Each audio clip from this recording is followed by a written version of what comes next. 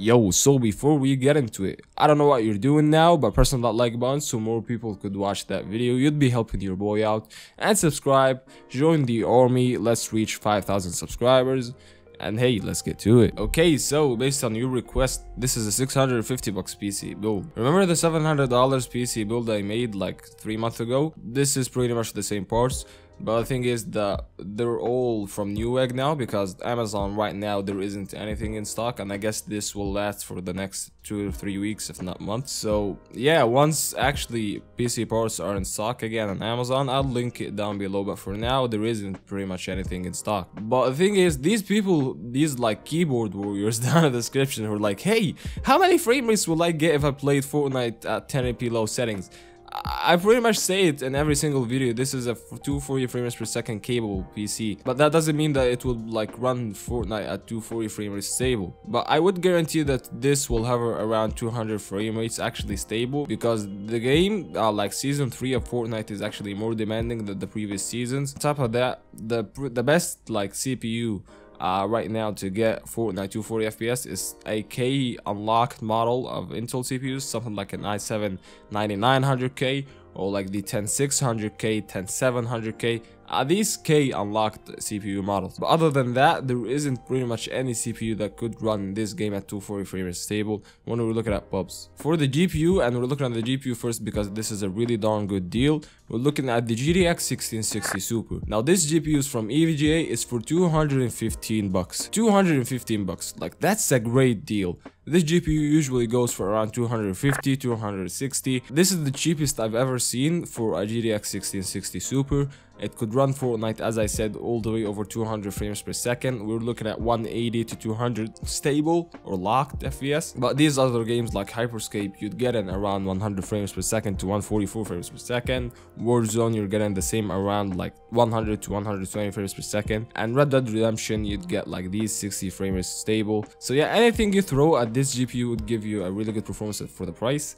And on top of that, this is the best value for money GPU you can get on the market right now. 215 bucks, guys. So yeah, it's a great steal. I recommend you get it as soon as you can, because it's actually in stock and you're getting it for that cheap, and it's from EVGA.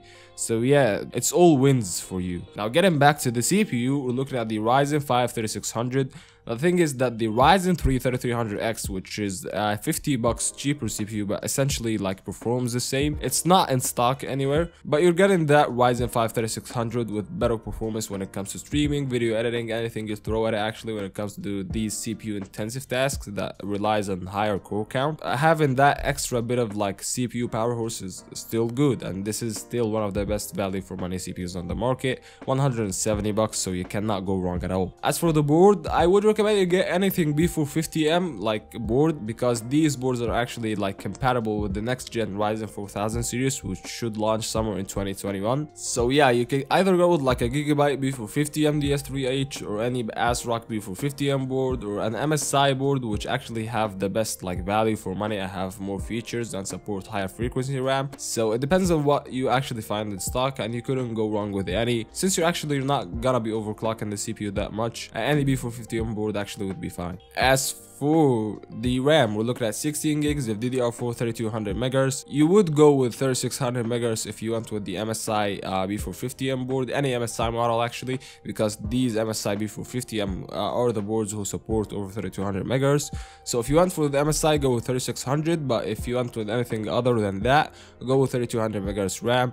But anyway, the difference between 3200 MHz and 3600 MHz isn't that, you know, noticeable when it comes to like actually high FPS gaming. So you couldn't go wrong with if you went with like 16 gigs DDR4 RAM, because it pretty much would like run anything you throw at it, and it's more than enough for now and for the next 2 to 3 years at least. As for the storage, I would recommend you go with a 240 gig SSD and a 1 TB mechanical hard drive. So yeah, you'd store your Windows on that 240 gig SSD, and you'd keep all the like other games on the 1 TB mechanical hard drive. And look at freaking Warzone, we're looking at 250 GB space, so you'd actually need that, and it's for the same price that you would pay on a 512 gig SSD. SSD.